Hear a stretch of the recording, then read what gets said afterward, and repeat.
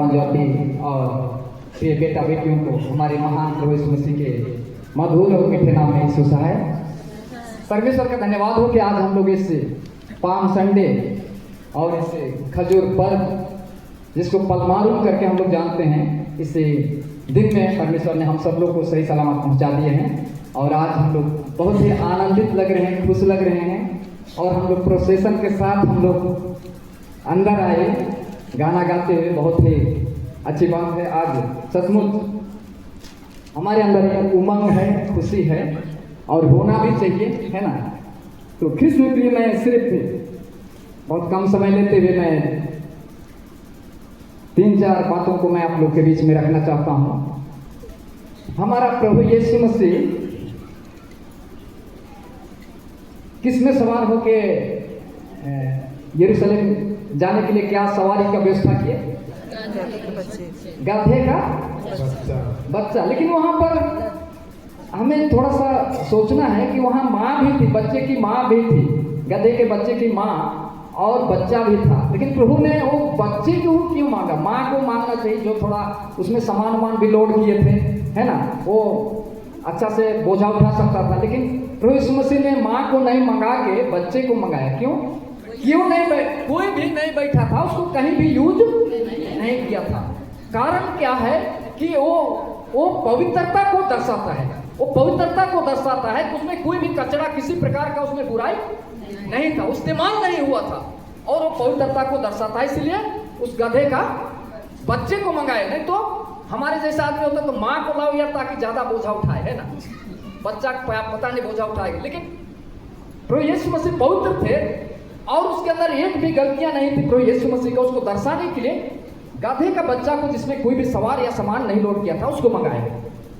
अच्छा, ठीक। और प्रभु यीशु मसीह कोई अच्छा सवारी मंगा सकते थे, घोड़ा को या ऊंट को या हाथी को, पर गधे को ही क्यों मंगाए? गधा, हाँ, गधा बहुत अच्छा जानवर है क्या? क्यों? प्रभु यीशु मसीह तो कुछ भी अच्छा सवारी मंगा सकते थे, क्यों मंगाए उसको गधे को? वो क्या कारण? हाँ? अपने आप को छोटा दिखाने के लिए, दीन और नम्र दिखाने के लिए। जबकि हमारा प्रभु यीशु मसीह स्वर्ग का और पृथ्वी का राजा थे और उस राजा को दर्शाने के लिए, उसका पुष्टि करने के लिए यीशु मसीह ने चैलेंज किया कि ये भीड़ इतना दूर चिल्ला रहा है, होशाना का, इसको चुप करो यार, बंद करो। और हल्ला करना, यहूदी जितना भी फरीसी थे, यहूदी थे और राजा राजवाड़, सब लोग उस भीड़ को चुप कराने का प्रयास कर रहे थे कि इस भीड़ को चुप कराओ यार, इसको बंद कराओ यार, इतना चिल्ला रहे हैं। लेकिन यीशु मसीह ने उस दिन चैलेंज किया कि अगर आज ये भीड़ को चुप कराओगे, मुंह को बंद करोगे, तो आज चट्टान भी चिल्ला उठेगा। इतना दिन तक परमेश्वर यीशु मसीह ने चैलेंज नहीं किया था, लेकिन उस दिन चैलेंज करके दिखा दिया कि आज अगर चुप कराओगे तो ये पत्थर भी चिल्ला उठेगा। जबकि वो राजा प्रभु का प्रभु थे, लेकिन फिर भी अपने आप को दीन और नम्र करने के लिए प्रभु यीशु मसीह ने किसको मंगाया? गधे का बच्चा को। ठीक। अब आज हमारे बीच में, हमारे अंदर जो गर्व है, आज हमारे अंदर जो घमंडता है या बड़प्पन है, उसको आज जब हमारा राजा प्रभु यीशु मसीह परमेश्वर का पुत्र होने के बावजूद अपने आप को शून्य बना दिया, तो आज हम लोग को क्या करना चाहिए? अपने आप को क्या करना है? अहंकार को और घमंड को और बड़प्पन को आज हम लोग को क्या करना है? छोड़ना है। तो उसके लिए, छोड़ने के लिए, जब रास्ते में यीशु मसीह जा रहे थे तो लोगों ने क्या बिछाए थे? खजूर की डाली और कपड़े को। खजूर की डाली और कपड़े को। कैसे? यीशु मसीह आगे आगे जा रहे थे, पीछे में बिछा रहे थे क्या? पीछे से आगे में। इसलिए वो क्यों बिछा रहे थे?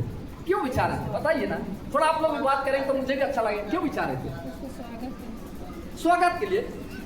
ठीक है, एक बात है, स्वागत के लिए भी। और वो दर्शाता है कि उस दिन अपनी जितना पाप और बुराई है, जो घमंडता है, उसको यीशु मसीह के आगे बिछा दिए वो लोग कि यीशु मसीह उसको रौंदते हुए पार हो जाएंगे।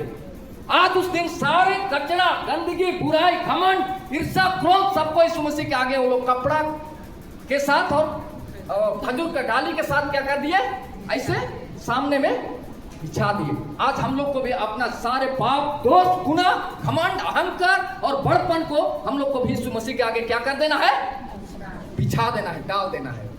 दूसरी बात, यीशु मसीह ने आगे तो बहुत सारा डाली था होगा, मुझे लगता है कि वो उस क्षेत्र में यरूशलेम में, मैं तो नहीं गया हूँ, कोई शायद गए होंगे तो बताइए, वो बहुत पेड़ सब होगा वो आसपास ना।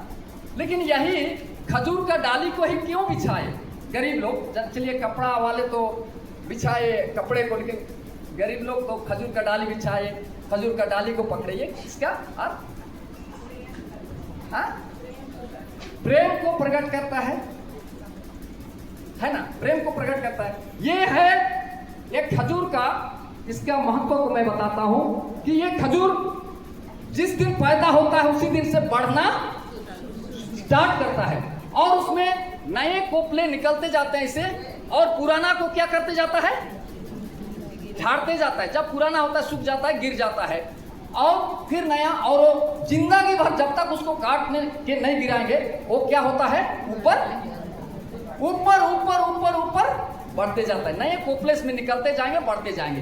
तो आज हम लोग प्रभु यीशु मसीह में, हम चाहे 70 साल हो गया है, 80 साल हो गया, 90 साल हो गया है, हम लोग प्रभु यीशु मसीह में हम लोग को ऊपर विश्वास में, वचन में, प्रार्थना में आगे बढ़ते जाना है।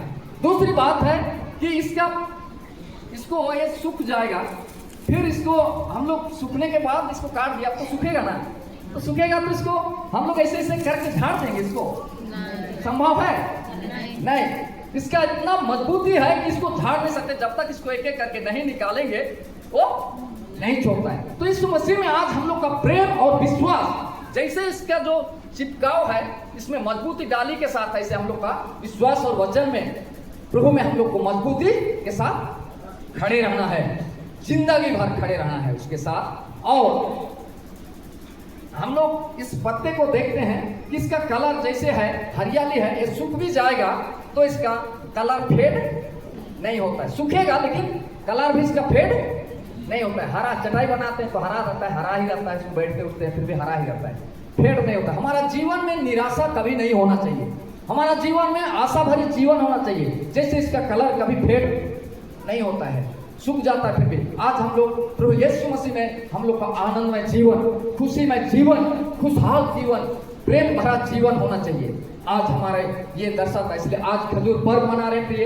ये हमारे लिए बहुत ही अच्छी बात है।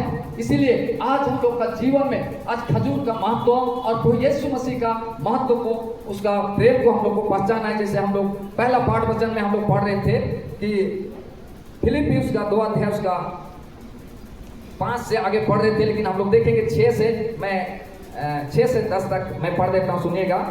जिसने परमेश्वर के स्वरूप में होकर भी परमेश्वर के तुल्य होने को अपने वश में रखने की वस्तु ना समझा, वरन अपने आप को ऐसा शून्य कर दिया और दास का स्वरूप धारण किया और मनुष्य की समानता में हो गया और मनुष्य के रूप में प्रकट होकर अपने आप को दीन किया और यहाँ तक आज्ञाकारी रहा कि क्रूस की मृत्यु भी सह ली।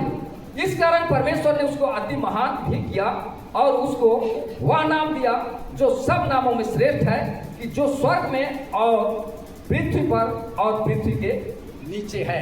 आज परमेश्वर का पुत्र होने के बावजूद भी अपने आप को क्या कर दिया, शून्य कर दिया, दीन और नम्र किया। इसलिए परमेश्वर ने उसको वह नाम दिया जो स्वर्ग और पृथ्वी के नीचे, यीशु मसीह के नाम के बराबर आज कोई भी नाम नहीं है। जो आज यीशु मसीह के नाम में हमें चंगाई मिलती है, यीशु मसीह के नाम में हमें दुष्ट आत्मा से छुटकारा मिलती है, यीशु मसीह के नाम से शांति मिलती है। आज कोई भी देश, दुनिया में, संसार में कोई भी दूसरा, कई भाषाएं हैं, अलग अलग भाषा बोलने वाले हैं, लेकिन यीशु मसीह का नाम को अपना भाषा में बदल नहीं सकते। उसको यीशु मसीह ही बोलना पड़ेगा, यीशु ही बोलना पड़ेगा, जीसस ही बोलना पड़ेगा।